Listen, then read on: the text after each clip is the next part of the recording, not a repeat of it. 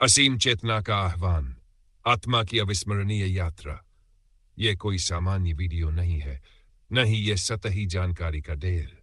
यह एक भावनात्मक यात्रा है, एक ऐसी पुकार जो आपके हृदय की गहराइयों से उठ रही है। यदि आप यहां तक आ पहुंचे हैं, तो इसका अर्थ है कि आपके भीतर सत्य की गहराई को जानने की एक प्राचीन प्यास जागृत हो चुकी है। यह वह प्यास है जो शायद कई जन्मों से अनबुझी है। यह वह प्रश्न है जिसका उत्तर न तो विज्ञान की प्रयोगशालाओं में मिलता है और न ही धर्म की ऊपरी किताबों में। मैं कौन हूं? और इससे भी गहरा रहस्यमयी प्रश्न, क्या मेरा अस्तित्व इस देह से पहले भी था? क्या जन्म से पहले कुछ था? क्या मृत्यु के बाद भी कुछ रहेगा? ये केवल प्रश्न नहीं है, ये आत्मा की खिड़कियां हैं। यदि इन्हें भीतर से देखा जाए तो जीवन की पूरी दिशा बदल सकती है। आज हम एक ऐसी यात्रा पर निकलेंगे जहां मन शांत होता है, जहां आत्मा की विस्मृत स्मृतियां जागृत होती है और जहां परमहंस योगानंद की दिव्य वाणी हमारे मार्ग को आलोकित करती है। यह यात्रा भावों से उत्प्रोत है, एक अंतर्दृष्टि का ज्वार जो हर शब्द के साथ आपकी आत्मा को स्पर्श करता है। यदि आप भी इस आंतरिक यात्रा के सहयात्री बनना चाहते हैं, तो यह चैनल आपका घर है। इसे लाइक करें क्योंकि आपका एक स्पर्श हमें बताता है कि आप जागृत हैं। सब्सक्राइब करें क्योंकि यह यात्रा भी लंबी चलनी है और हम आपको हर पड़ाव पर आमंत्रित करना चाहेंगे। घंटी का बटन दबाएं ताकि जब भी आत्मा की अगली पुकार आए, वह स्वर आप तक बिना किसी विलंब के पहुंचे। अब अपनी आंखें बंद किए बिना अपनी दृष्टि को भीतर की ओर मोड़ें। हमारी यात्रा उस रहस्य से आरंभ होती है जो जन्म से पहले था और आज भी हम सब में जीवित है, आत्मा की अमरता। हम बचपन से सुनते आए हैं कि आत्मा अमर है, लेकिन क्या हमने कभी रुककर यह प्रश्न किया है कि जब आत्मा इस संसार में जन्म लेती है, उससे पहले वह कहां थी, किस अवस्था में थी? क्या वह शून्य में भटक रही थी या किसी सूक्ष्म लोक में विश्राम कर रही थी? यह प्रश्न केवल जिज्ञासा नहीं है, ये उस अंतरतम खोज की चिंगारियां हैं जो अंततः प्रकाश में बदल जाती हैं। परमहंस योगानंद जब आत्मा के रहस्य की बात करते हैं, तो वे केवल दार्शनिक सिद्धांतों की बात नहीं करते, वे अनुभव की भाषा बोलते हैं। उनका प्रत्येक शब्द उस गहन आंतरिक यात्रा से उपजा है जो उन्होंने स्वयं तय की थी। उनके शब्दों में वह कंपन है जो सीधे हृदय की सतह को भेदता है। परमहंस योगानंद बताते हैं कि आत्मा न तो कभी नष्ट होती है और न ही उसका कोई आरंभ होता है। यह ब्रह्म का ही एक अंश है, चेतना का शुद्धतम स्वरूप। लेकिन जब यह पृथ्वी पर जन्म लेती है, तो यह कोई आकस्मिक प्रक्रिया नहीं होती। यह एक विशाल, सूक्ष्म और रहस्यमय योजना का हिस्सा होती है, जिसे समझने के लिए केवल बुद्धि नहीं, बल्कि मौन, ध्यान और आंतरिक दृष्टि की आवश्यकता होती है। यह यात्रा तब आरंभ नहीं होती जब आत्मा गर्भ में प्रवेश करती है, बल्कि यह बहुत पहले ही शुरू हो जाती है। आत्मा अपने कर्मों के सूक्ष्म प्रभावों को लेकर एक लोक से दूसरे लोक में यात्रा करती है। उसे अपनी पूर्ववर्ती इच्छाओं, अपूर्णताओं और आकांक्षाओं के आधार पर अगला अनुभव चुनना होता है। यह जानकर दिल कंपा उठता है कि आत्मा के पास एक प्रकार का स्वतंत्र चुनाव भी होता है कि वह किस शरीर में जाएगी, किस प्रकार का जीवन चुनेगी। यह सब उसकी आंतरिक स्थिति और चेतना के स्तर पर निर्भर करता है। यह ज्ञान केवल बौद्धिक नहीं, बल्कि आत्मा की तृषा का अमृत है, जिसे पीते ही जीवन की परिभाषा बदल जाती है। जन्म पूर्व चयन और गर्भ का प्रभाव। परमहंस योगानंद ने अपने गहन ध्यान में देखा था कि जन्म लेने से पहले आत्मा चेतना के एक विशेष स्तर पर ठहरती है, जिसे उन्होंने आकाशीय लोक कहा। यह कोई भौतिक स्थान नहीं है, बल्कि चेतना की एक स्थिति है जहां आत्माएं अपने भावी जीवन की रूपरेखा तैयार करती हैं। यहां वे आत्माएं भी होती हैं जो अत्यंत उच्च स्तरीय होती है और कुछ ऐसी भी जो अभी भी भ्रम और अज्ञान से घिरी होती है। इस लोक में आत्मा अपने बीते हुए जन्मों की समीक्षा करती है। वह देखती है कि उसने कहां प्रेम नहीं किया, कहां घृणा को अपनाया, कहां वह क्रोध में बह गई, कहां उसने त्याग की जगह स्वार्थ को चुना। और फिर इसी समीक्षा के आधार पर यह निर्णय लिया जाता है कि अगला जन्म किस प्रकार का होगा। यह प्रक्रिया उस ज्ञान से परिपूर्ण होती है जो मानव मन की पहुंच से परे है। वहां कोई शब्द नहीं होते, वहां केवल भावनाएं, ऊर्जा और कंपन होते हैं। यही कंपन आत्मा को उसकी आगामी यात्रा की दिशा में प्रेरित करता है।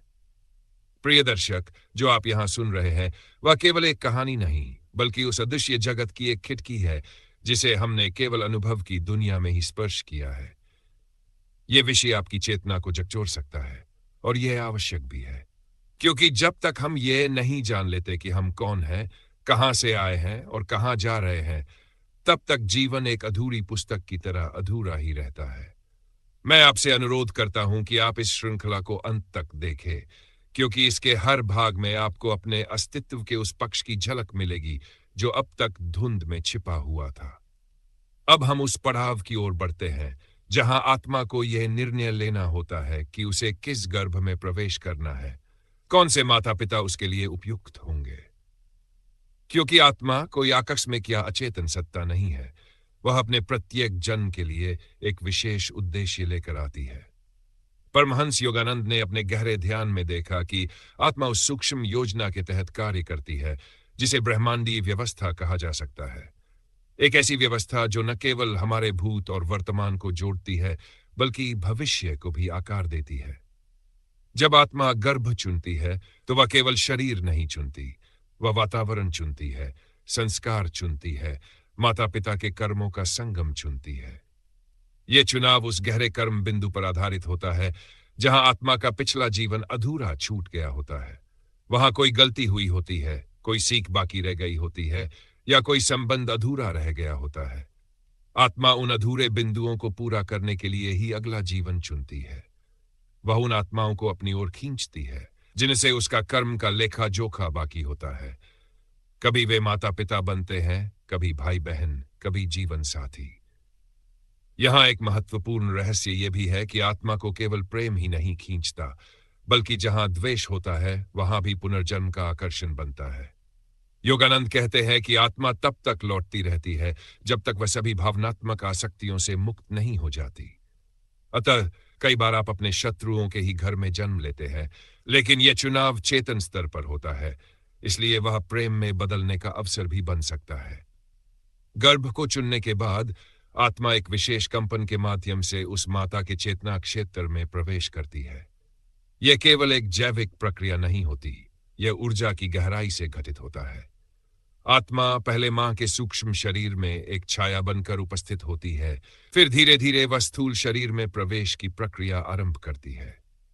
यह वह काल होता है जब मां को विशेष अनुभव होते हैं, कुछ विलक्षण स्वप्न, भावनाओं में तीव्रता या कभी कभी दिव्यता का आभास, पर अधिकांश लोग इसे पहचान नहीं पाते।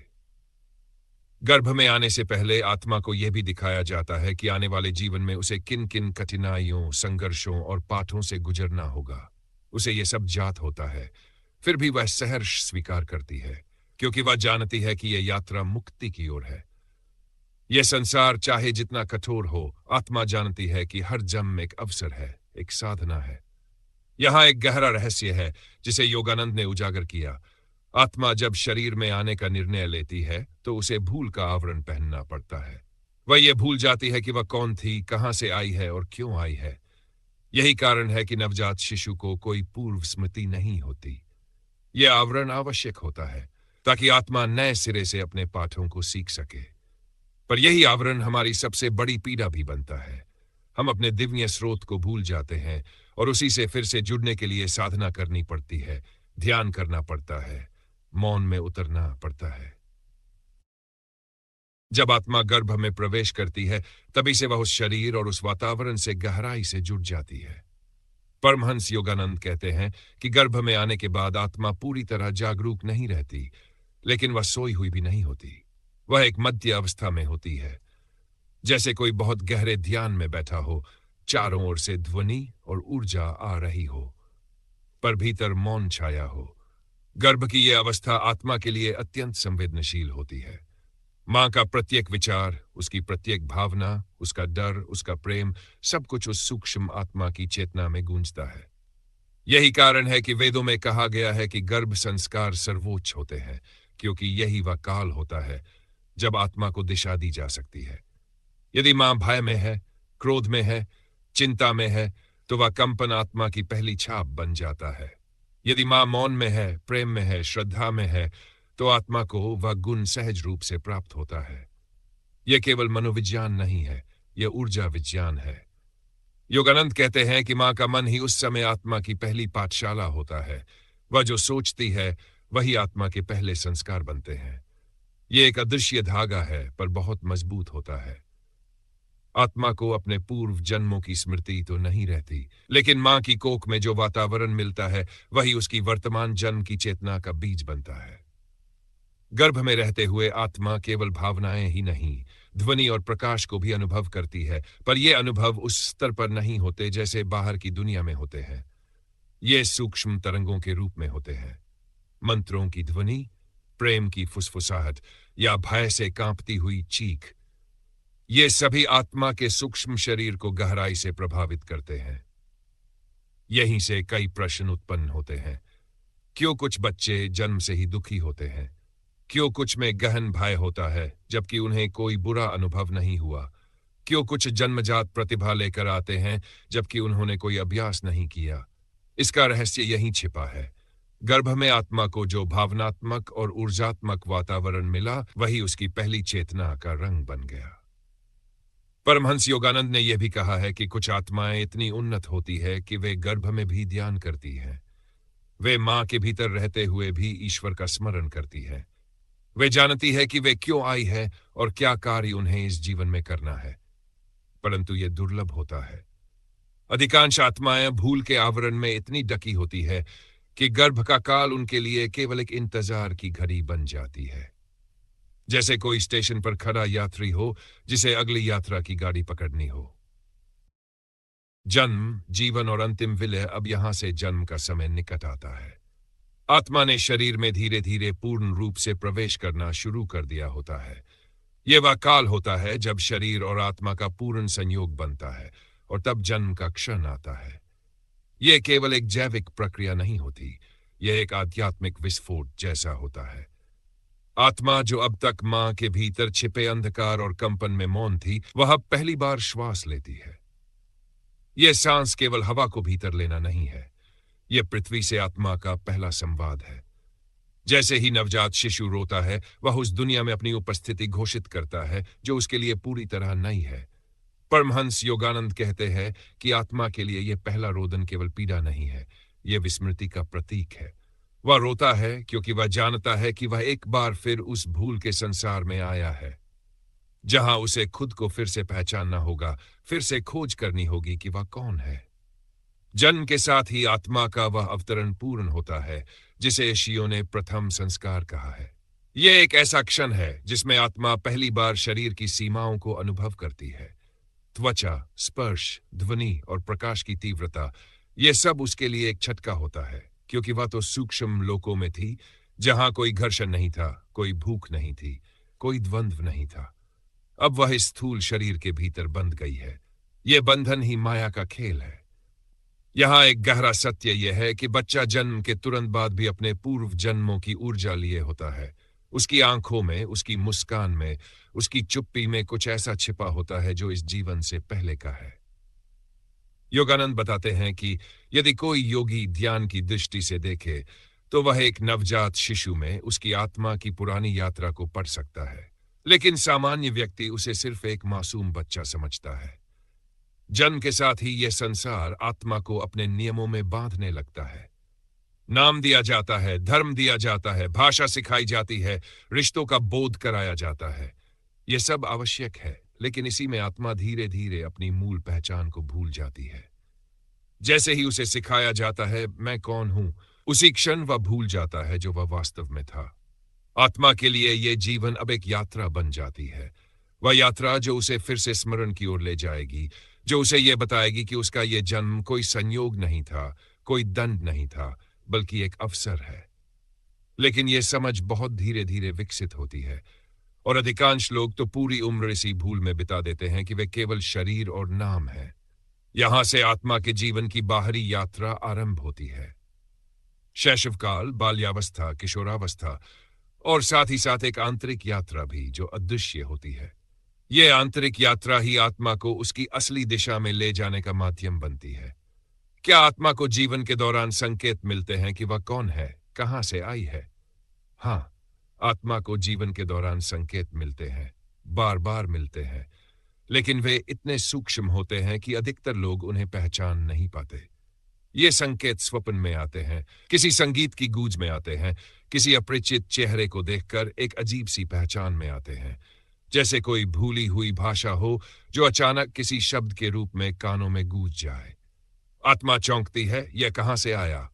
पर मन तुरंत कहता है, यह कुछ नहीं, बस एक भ्रम है।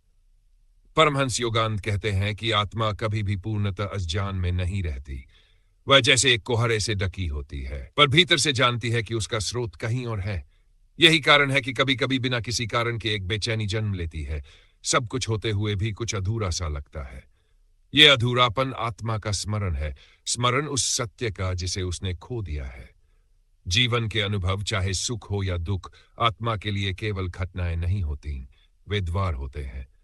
कोई गहरी वेदना जब हृदय को झकझोरती है तो भीतर से कोई आवाज आती है, तू इससे बड़ा है।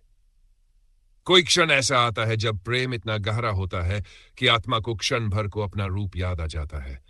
फिर वह भूल जाती है, पर यह भूल स्थायी नहीं है। वह पुनः स्मरण की ओर लौटती है, जैसे किसी ने बीज डाल दिया हो। इन संकेतों में सबसे बड़ा संकेत होता है आकर्षण, आत्मा का उस दिशा की ओर आकर्षित होना जहां वह अपने मूल को ढूंढ सके। कोई व्यक्ति अध्यात्म की ओर खिंचता है, कोई ध्यान में डूबता है, कोई संगीत में खो जाता है, कोई प्रकृति में, और वह जानता भी नहीं कि क्यों। पर भीतर कहीं कोई पुरानी स्मृति जाग रही होती है। यह वही स्मृति है जो जन्म से पहले उसके भीतर थी और जन्म के बाद भी कहीं मौन में जीवित रही। कभी कभी आत्मा किसी विशेष व्यक्ति से मिलती है और ऐसा लगता है जैसे वह उसे वर्षों से जानती हो। यह केवल भावनात्मक जुड़ाव नहीं है, यह आत्मिक स्मृति है। पर यह स्मृति मन के स्तर पर नहीं, आत्मा के स्तर पर होती है, और जब यह जागती है तो जीवन में एक नई दिशा जन्म लेती है। लेकिन समाज, शिक्षा और परंपरा आत्मा को बार बार भ्रम में डालते हैं। कहा जाता है जो दिखता है वही सत्य है, पर आत्मा को जो खींचता है वह अदृश्य होता है। इसलिए यह यात्रा इतनी कठिन है, और फिर भी यही वह यात्रा है जो आत्मा को उसकी जड़ों तक ले जा सकती है। जब आत्मा संकेतों को पहचानने लगती है, जब वह अपने भीतर उठती बेचैनी को समझने लगती है, जब वह जीवन के साधारण अनुभवों में असाधारण संदेश देखने लगती है, तब वह धीरे धीरे जागने लगती है। यह जागृति एक क्षण में नहीं आती, यह कई बार होती है, रुकती है, पीछे हटती है, फिर लौटती है। यह एक आंतरिक युद्ध है, आत्मा और अहंकार के बीच, स्मृति और विस्मृति के बीच। और फिर ऐसा समय आता है जब आत्मा अपनी यात्रा को स्पष्ट रूप से देख पाती है। वह जानने लगती है कि उसका यह जीवन केवल एक पड़ाव है, एक अध्याय है उस अनंत ग्रंथ का जो जन्मों से लिखा जा रहा है। बहुत कम आत्माएं जान पाती हैं कि यह यात्रा क्यों है, किसके लिए है और कहां समाप्त होती है। अधिकतर आत्माएं तो इस चक्र में भटकती रहती हैं, जन्म, मृत्यु, पुनर्जन्म। यह चक्र इतना बड़ा और गहरा है कि यदि चेतना न हो तो यह एक भूल भुलैया बन जाता है। परमहंस योगानंद कहते हैं कि आत्मा की यह यात्रा किसी लक्ष्य की ओर नहीं है जिसे बाहर पाया जा सके। यह यात्रा भीतर की ओर है, अपने ही केंद्र की ओर। और यह यात्रा इसलिए है क्योंकि आत्मा अपने मूल स्वरूप को भूल चुकी है। यह विस्मृति ही पुनर्जन्म का कारण है। हर जन्म आत्मा को यह अवसर देता है कि वह फिर से याद करे कि वह शरीर नहीं है, नाम नहीं है, संबंध नहीं है। वह शुद्ध चैतन्य है, अनंत प्रकाश है, और वह परम स्रोत से आई है। आत्मा के लिए यह जानना कि यह यात्रा क्यों है तभी संभव होता है जब वह स्थूलता से सूक्ष्मता की ओर मुड़ती है, जब उसकी खोज बाहर की जगह भीतर प्रारंभ होती है। यही खोज साधना है, यही तप है। जीवन तब केवल घटनाओं का क्रम नहीं रह जाता, वह प्रतीक बन जाता है। हर दुख एक द्वार, हर प्रेम एक संदेश, हर संबंध एक कड़ी उस आत्मस्मृति की ओर जो जन्म से पहले थी। जिन्होंने अपने भीतर उतरकर यह यात्रा समझी है, वे कहते हैं आत्मा की यह यात्रा किसी उपलब्धि के लिए नहीं है, यह उस विस्मरण को मिटाने के लिए है जो माया के कारण हुआ। जब आत्मा पूर्ण रूप से स्मरण में आ जाती है, जब उसे यह अनुभव होता है कि मैं शरीर नहीं हूं, मैं मन नहीं हूं, मैं चेतना हूं, तभी यह यात्रा समाप्त होती है। और यही मुक्ति है। मुक्ति का अर्थ यह नहीं कि आत्मा कहीं चली जाती है, इसका अर्थ है कि वह अब दोबारा जन्म नहीं लेती, क्योंकि उसे अब कोई अधूरापन नहीं खींचता, उसे कुछ पाना नहीं है, कुछ बनना नहीं है। वह जान चुकी है कि वह पूर्ण है, सदा सिद्ध है, सदा रहेगी। लेकिन यह अनुभव अचानक नहीं आता। ये एक लंबी साधना, एक लंबा ध्यान, एक निरंतर जागरूकता की प्रक्रिया से आता है। आत्मा को बार बार अपने ही अनुभवों को देखना होता है, पहचानना होता है और फिर उन्हें पार करना होता है। वह जानती है कि यह यात्रा उसके लिए है, केवल उसके लिए, किसी और को साबित करने के लिए नहीं, किसी और को प्रभावित करने के लिए नहीं। यह आत्मा की आत्मा से भेंट की तैयारी है। और तब आत्मा देखती है कि जन्मों का यह सिलसिला कोई सजा नहीं था। यह एक अवसर था उसे पूर्णता को फिर से जानने का। यह पुनः एकीकरण था परमात्मा से।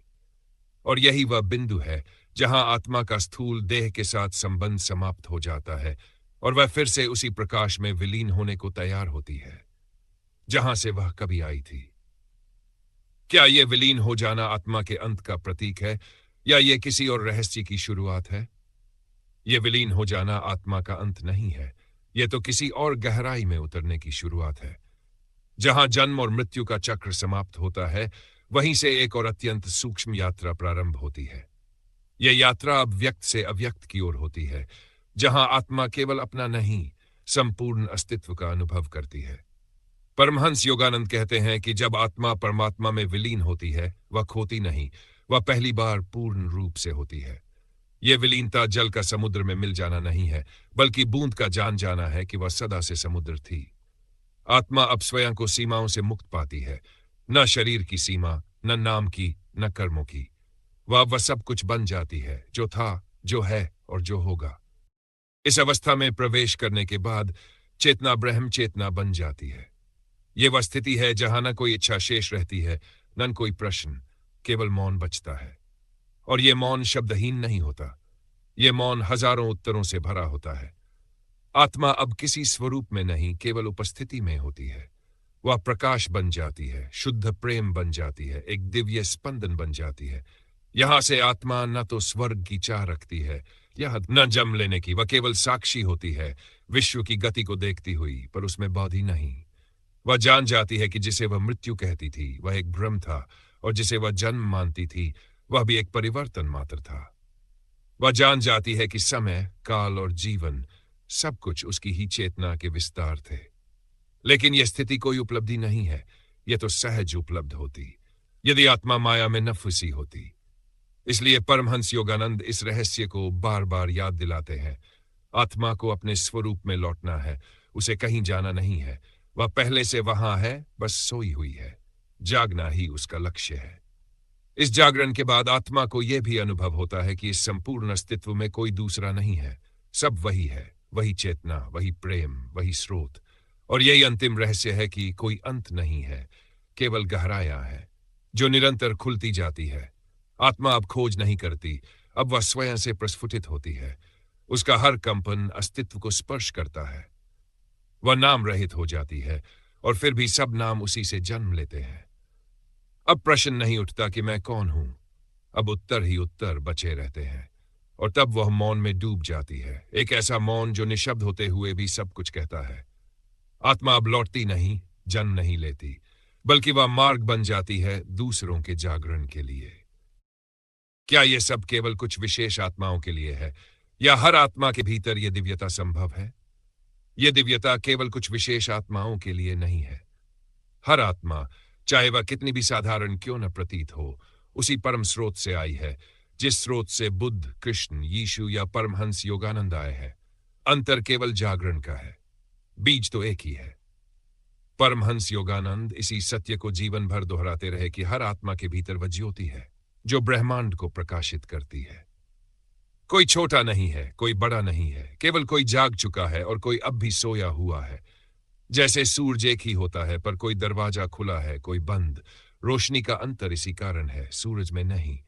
मनुष्य का जन्म इसीलिए है कि वह इस दिव्यता को पहचाने। यह जीवन कोई दुर्घटना नहीं है, यह एक निमंत्रण है भीतर उतरने का, आत्मा को जानने का, और उस परम सत्य से मिलने का जो जन्म से पहले भी था और मृत्यु के बाद भी रहेगा। लेकिन यह पहचान तब तक संभव नहीं जब तक आत्मा बाहर खोजती रहती है, चीजों में, संबंधों में, पदों में, कल्पनाओं में। जब आत्मा भीतर झांकती है, मौन होकर, निर्विचार होकर, तब पहली बार उसे अपनी झलक मिलती है। वह जानती है कि उसके भीतर एक अमर तत्व है जो कभी नहीं बदलता, जो समय से परे है। ये वही तत्व है जिसे वेदांत हम ब्रह्मास्मि कहता है। मैं ब्रह्म हूं। यह कोई दार्शनिक वाक्य नहीं है, यह आत्मा का अपना अनुभव है। पर यह अनुभव अचानक नहीं होता। यह एक साधना है, एक तप है। आत्मा को अपने ही अंधेरे में जलना पड़ता है, भ्रमों की राख से गुजरना पड़ता है, मोह की दीवारें तोड़नी पड़ती है।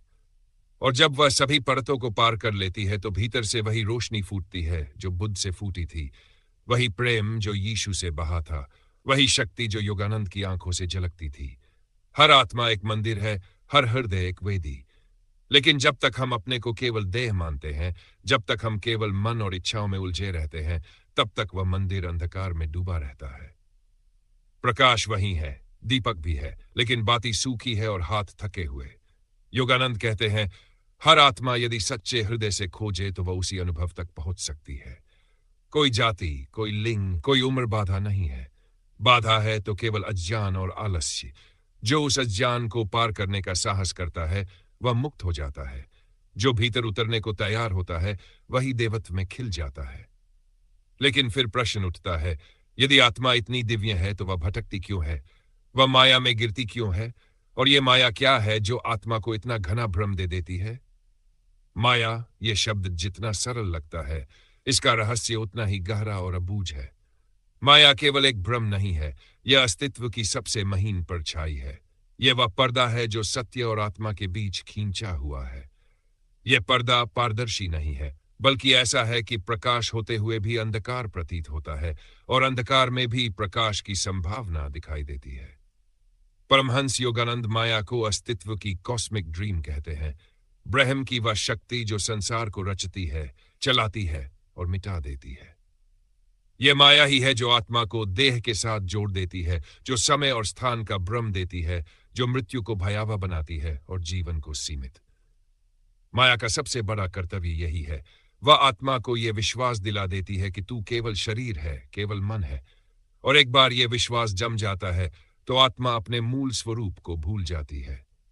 फिर वह दौड़ती है सुख की तलाश में, पहचान की तलाश में, स्थायित्व की तलाश में, जबकि इन सब का स्रोत वह स्वयं है।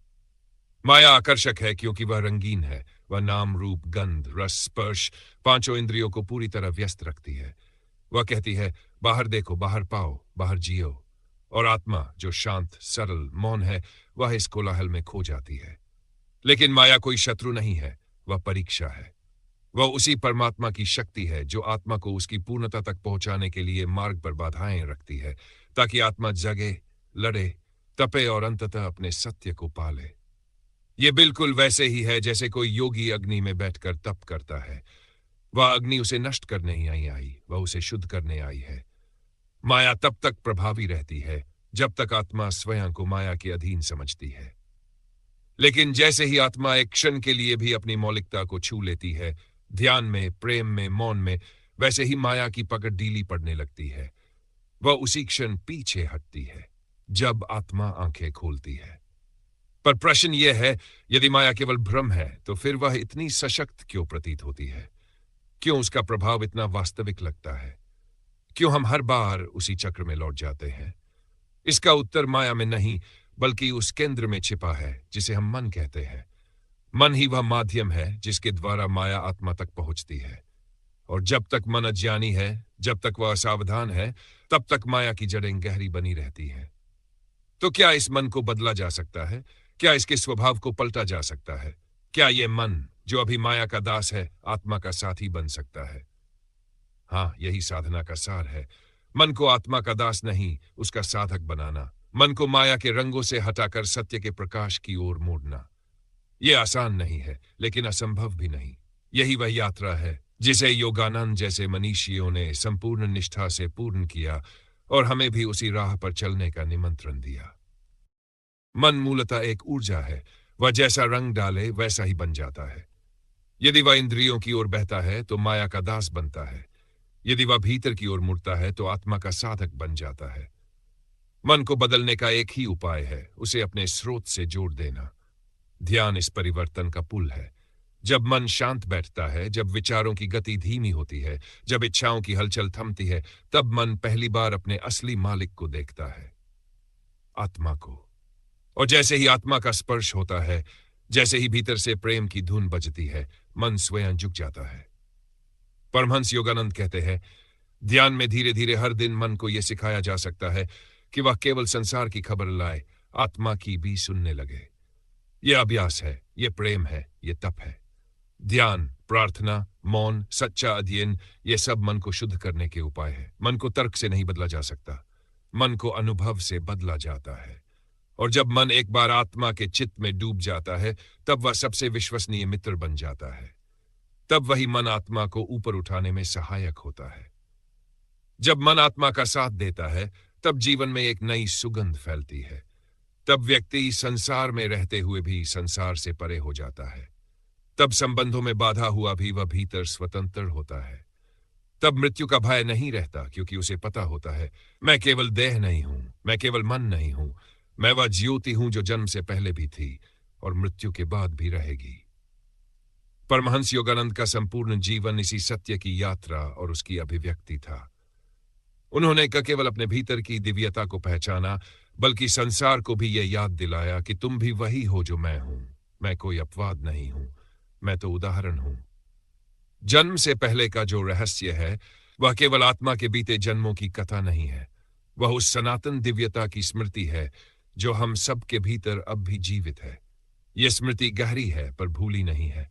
उसे जगाना है, प्रेम से, मौन से, ध्यान से और निस्वार्थ जीवन से। और जब वह स्मृति जागती है, जब आत्मा को वह क्षणिक झलक मिलती है अपने असली घर की, अपनी मूल सत्ता की, तो सारा जीवन बदल जाता है। तब समय रुक जाता है, मृत्यु मिट जाती है और आत्मा मुस्कुरा कर कहती है, मैं वही हूं जो सदा था, सदा रहूंगा। यह अंत नहीं है, यह एक शुरुआत है, भीतर जाने की, चेतना में गहराने की। क्योंकि परमहंस योगानंद का संदेश यही है, अपने को जानो और फिर जानो कि तुम्हारा जन्म कभी हुआ ही नहीं था। तुम सदा से हो और सदा रहोगे। यदि यह अनुभव आपके भीतर कुछ भी स्पंदित कर पाया हो, तो एक लाइक जरूर करें, ताकि हमें पता चले कि कोई जाग रहा है, कोई खोज रहा है। हमारे चैनल दिव्य चेतना को सब्सक्राइब करें, क्योंकि ऐसी यात्राएं अकेले नहीं चलती, संग चाहिए, सहयात्री चाहिए। घंटी दबाएं ताकि जब भी अगला भाग आए, आत्मा की अगली दस्तक आप तक बिना विलंब के पहुंच जाए। धन्यवाद।